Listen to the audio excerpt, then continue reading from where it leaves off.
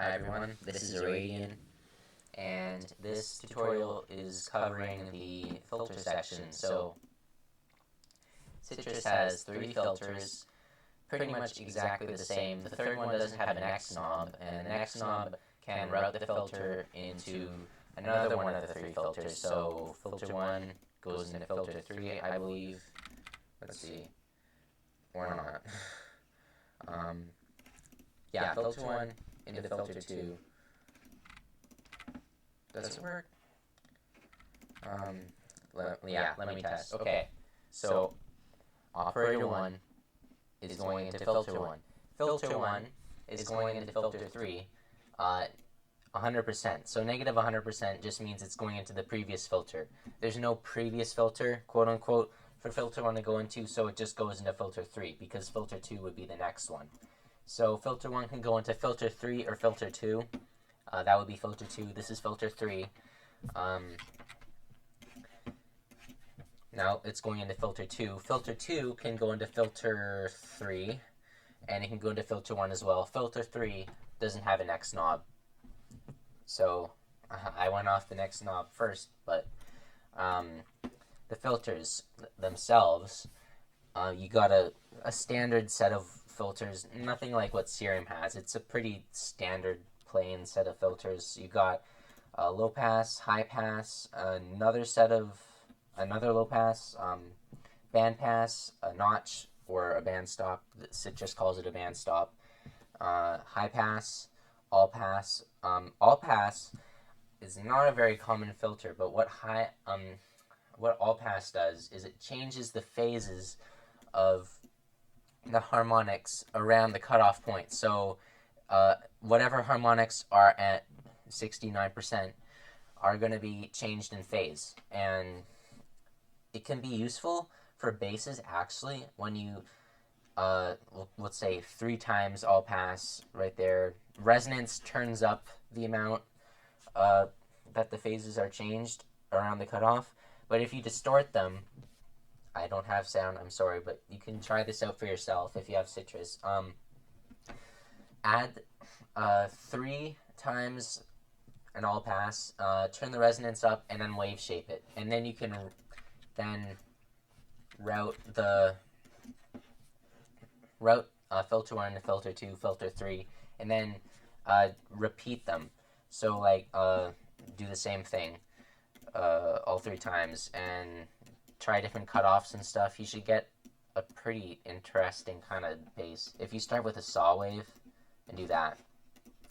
Yeah, there's a little experiment for you to try after. Low shelf, it might be good for me to just get an EQ and show you. This is a low shelf, so all the frequencies below the cutoff are going down. You can turn it down part of the way or all the way, and that's what separates it from a low pass. The low pass, high pass. High pass and low shelf are pretty similar, but high pass takes out everything. Low shelf, you can keep some of the frequencies. Same with the opposite side of the spectrum. This is a high shelf because it's on the high. It affects the high frequencies. The low pass is similar to a high shelf. So is there any way for me to make this clearer?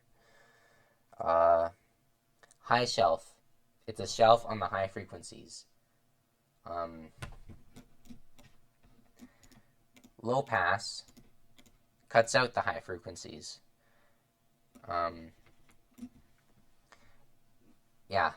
Low shelf affects the low frequencies. High pass takes out the low frequencies.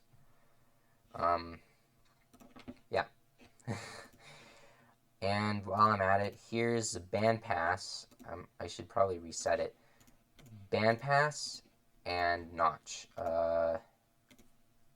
In FL Studio, they're called band stops. You can call them notches. Notches, I call them notches. Yeah, notches. Nachos. Peaking is the mainstay of most EQs.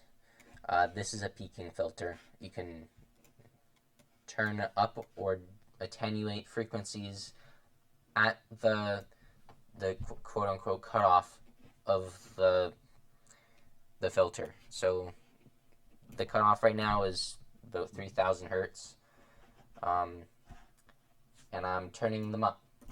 So that's your peaking filter. And last one, got a high shelf, already explained it. Another low pass one, this one has a drive knob. Drive just saturates or distorts the signal a little bit. That's in essence what the drive knob does. But other than that, it's the same as the other low passes. And the phaser, how this works, these settings control the amount of poles, and the poles here, let me get I have a saw wave. You'll know when you hear it, well, when you see it. So take a look here where my voice is taking up all the room. I'm gonna set the phaser to Alt times 3, which is basically 5 poles. So this is 1, 2, 3, 4, 5. And I'm going to turn the resonance up because for the phaser, this is how much the phaser is affecting the sound. And you see what it does.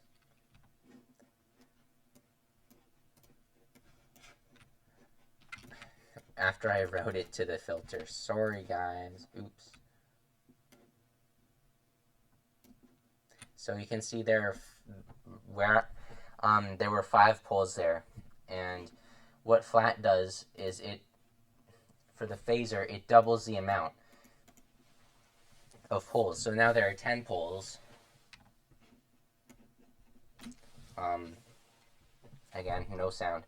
High quality, pretty explanatory. It oversamples, I guess.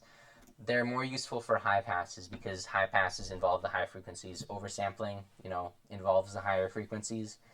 So there's that. I have a wave shaper over here. If you have seen the Fruity Wave Shaper in FL Studio, it's similar, but it's not exactly the same. So it's basically distortion. This is like 1-to-1. Here, let me see. This would be 1-to-1, basically no change. But as you turn the knob, turn the tension of the curve up, you're getting more distortion. And this is logarithmic distortion, like I said in another video. This is exponential. Yeah, I took math class at some point, but that was a while ago. Still got to take math though. This is I just pressed the bipolar button. Yeah, the bipolar button, and what the bipolar option does is it gives you control, this separate controls for the positive amplitudes and negative amplitudes. So right now, this side, top right, these are for the positive amplitudes only. Positive part of the wave is being affected by this part. But what I can do is I can cross it over the line, and yeah, it's literally called crossover distortion because the wave crosses into the opposite type of amplitude. So we have on this end, this half, we have negative amplitude frequencies, or a negative amplitude part of the wave is crossing over into the positive part, right in that little area, and it results in distortion. It is distortion. It's a distortion of the wave, a type of distortion.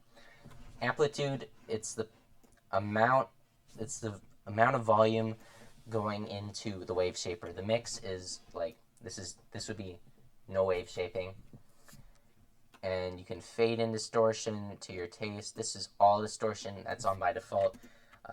This is the default amount for the preamp. You can turn it up or you can turn it down to get more or less distortions. So this is the more or less. This is the quiet to loud. So you can have lots of distortion but only be able to hear a little bit of it. or you could hear all of the distortion, but the distortion is very subtle. If hopefully I explained that all right. I'm really sorry. You got to turn it on, by the way. And the wave shaper has its own set of modifiers right here. W mix, that's wave shaper mix. Wave shaper doesn't have them, it's just the graph for the wave shaper. You have a few things in here under presets. If you, okay, so I can't show you the menu, but okay, this arrow right here, click on it, then at the top it should say presets. You hover over that, and at the bottom there are a bunch of presets for the wave shaper. So this one is the limiter. You can undo it by pressing this refresh looking ass button. And over down over here, snap to grid, pencil option. If you turn off the magnet, it's completely off the grid. And you right click on them to get rid of the points. This slide option, so if I have a point right here and I place another point and I move it, the other point is going to move as well. It's only going to move horizontally, but it's going to move. If you turn that off, it'll stay the same, and then you can just move that one single point. But if you want to affect all the points on the right side of whatever point, then you can turn on the slide option and move it around. And then freeze if you find your dream graph for whatever reason, and instead of just not touching it, you can freeze it, and then you won't be able to touch it. So that's that. Filters in the matrix. This controls the amount of volume going into, not the amount of modulation, just the amount of volume each individual operator has going into the filter, and this is the amount going out for the whole filter. Amount of FX for the filter, and then you can pan each filter left or right. Hopefully that was satisfactory. I still suck at talking, so I'm really sorry, guys. See ya.